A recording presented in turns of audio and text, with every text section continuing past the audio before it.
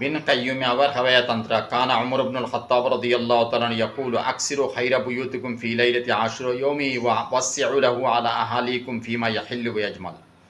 আশুরার দিন তুমি তানে বালা খাও, বালা উড়ো, বালা ফিন্দো, আহলো ইয়ালোর উপরে বেশ করে খরচ করো, বেশ করে খুশির উপরে চলো। আল্লাহ সারা বছর বালা খাওয়াইব, বালা উড়াইব, বালা ফিন্দাইব, খুশহালির জিন্দেগি রাখবো।